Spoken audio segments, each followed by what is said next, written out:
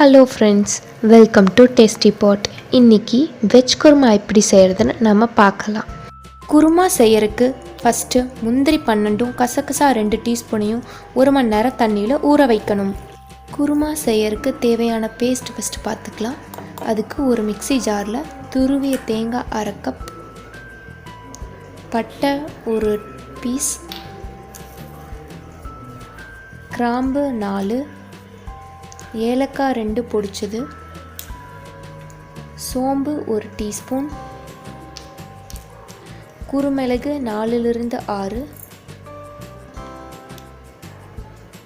கொத்தமல்லி விதை 1 table spoon, பொட்டுக்கடலை 2 டீஸ்பூன்,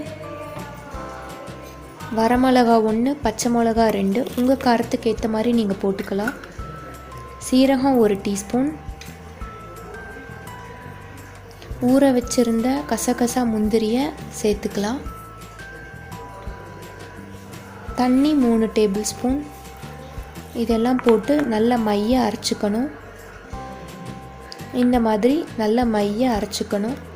இன்றைக்கி நான் காய்கறி கேரட் 2, பீன்ஸ் 15, உருளைக்கிழங்கு 1 எடுத்திருக்கேன்.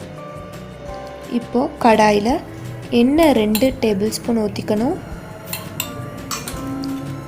பிரியாணி இலை 1, இஞ்சி பூண்டு விழுது 1 டேபிள் ஸ்பூன், கருவேப்பிலை சிறிதளவு, எல்லாத்தையும் போட்டு நல்லா வதக்கிக்கணும். பெரிய வெங்காயம் 2 நறுக்குனது, தக்காளி 2 நறுக்குனது, மஞ்சத்தூள் 1/4 கரண்டி. இப்போ நம்ம அரைச்சி வச்ச பேஸ்ட்டை உள்ளே ஆட் பண்ணிக்கலாம். நல்லா வதக்கணும். இப்போ 1 கப் தண்ணி ஆட் பண்ணிக்கலாம்.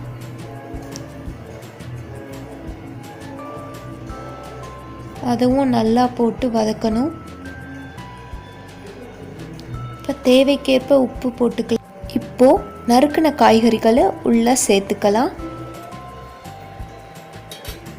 அதை நல்லா வதக்கி விடுங்க. குழம்பு நமக்கு இன்னும் கொஞ்சம் நல்லா கெட்டியாக வரணும்னா தயிர் ஒரு 3 கரண்டி அடுப்பை நிறுத்தறதுக்கு முன்னாடி ஊற்றணும். அதுக்கு முன்னாடி ஊற்றக்கூடாது, இல்லைன்னா தயிர் திரிஞ்சிரும்.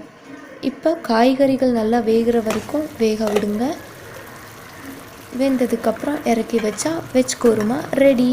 நீங்களும் ட்ரை பண்ணி பார்த்துட்டு எப்படி இருக்குன்னு கமெண்ட் பண்ணுங்கள். Thank you friends.